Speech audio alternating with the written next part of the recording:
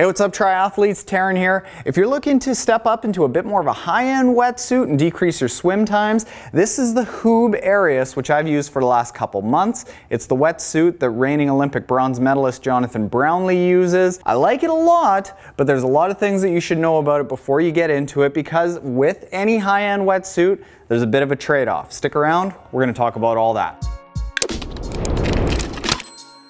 Now, the Aerious was developed with a lot of those same really high-end design features that come in the Archimedes, but at a better price point. You still get a lot of the same easy-off features that make taking this off in transition very quick. You get the same plush interior, you get the same buoyancy with the thicker leg panels and thinner chest that you do in the Archimedes. You're largely getting the same benefits that you do with the Archimedes in the Aerious 2, just at a better value. And I think that's why Huub was so insistent that I give this a try to show how good a value you can get in this Aerious 2 as opposed to those $800, $900, $1,000 plus wetsuits that are out there. And you know what? It did a really good job. Now, getting into the review, I'm gonna start with the sizing, because that's one of the first things that you notice when you pull it out of the box. It seems really small, like crazy small. I thought that they screwed up the order, it was so small. And that's a big benefit, because if you can get a smaller wetsuit that's less friction, that's less water that the wetsuit is gonna carry in the suit, making you faster, but it's a bit of an eye-opener when you pull it out of the box and you go, holy smokes, did I buy this in the children's section? That's not the case. You're gonna be able to get it on. The next thing you're gonna notice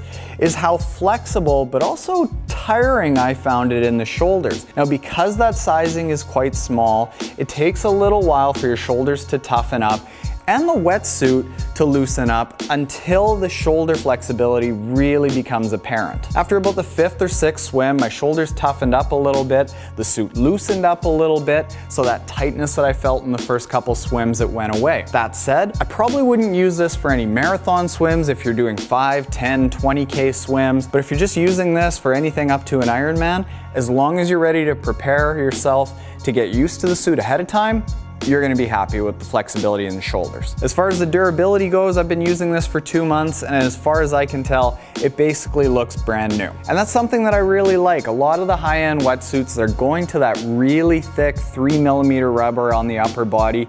They end up giving a lot up in the durability. Because that wetsuit material becomes so thin, I've often ended up with gouges, cuts, just from the shoulders rubbing against each other. And that's not the case with the Aerious 2. I found this to be really durable. No gouges, no cuts, no tears, no stretch marks, nothing like that. So that's a big benefit if you want to get a suit that you're going to use for more than 2 or 3 seasons. That said, that comes at the price of a little bit of flexibility. So while you're not going to get the crazy flexible, almost like spandex feeling in your shoulder, but if you're looking for a wetsuit that's going to last a little bit longer while still being flexible, this is a pretty decent trade-off. As far as the comfort goes, I am gonna say that this is the most comfortable wetsuit that I've ever tried on. There was a little bit of chafing at the back of the neck that was taken care of with a little bit of Body Glide. On the inside, it almost feels plush. Because it fits so tightly, there isn't any bunching anywhere that I had to worry about. That was a big bonus. And that was confirmed with Nicole Walker, a friend of mine, who's currently doing a review that will go up on this channel. So if you don't want to miss it, make sure that you're subscribed.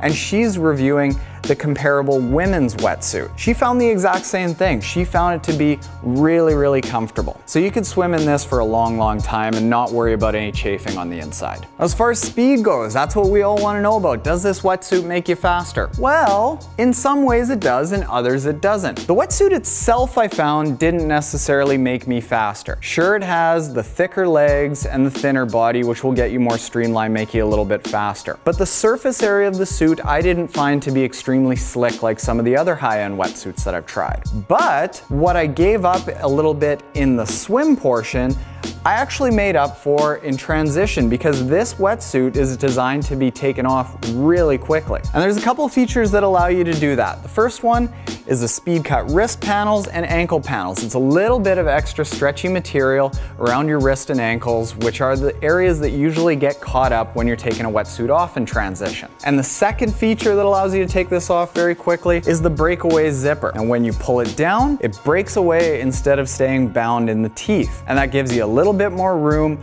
to pull the suit off as you start hunching everything forward. And at first, I didn't like that because it's a pain in the ass before the triathlon happens to actually get somebody to hook that zipper in. And I know it's not a big deal because what's a few seconds before the triathlon? You really want to be saving seconds during a triathlon. But I'm an adult, damn it. I want to put on my own zipper. As far as stability goes, a lot of the high-end wetsuits out there are starting to incorporate a design that keeps your core stable and stops you from snaking side to side if your legs move side to side, so you stay in a nice straight line. This has the exoskeleton in it, which is these panels that go along the side. I found that it kept me fairly stable, but it didn't keep me locked right into place. Now, the bottom line, would I buy this? Would I tell people to buy it? And who should buy the Huub? I think that this wetsuit is best for somebody who has good, but not necessarily great form. Somebody with great form, like former All-American swimmers, they're gonna want a suit that's as minimal as possible. So this isn't necessarily going to be the suit for them. Somebody with really bad form is probably gonna want a suit with a lot more structure. But somebody who has good, but not great form, where you want a little bit of structure, but not too much,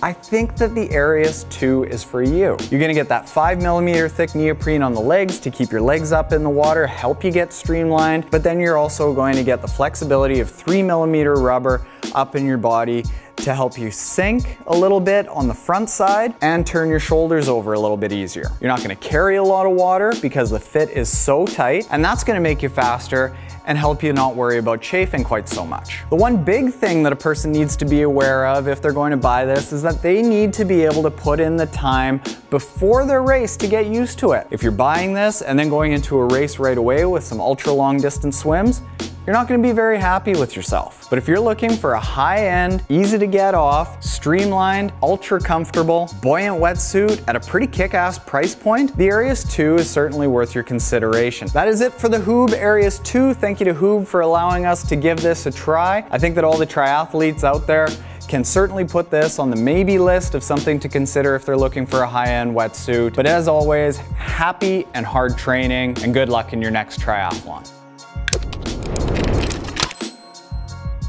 Huub, Huub, Huub. It's not hub, Huub. Or is it Huub? I think it's Huub, Huub, Huub.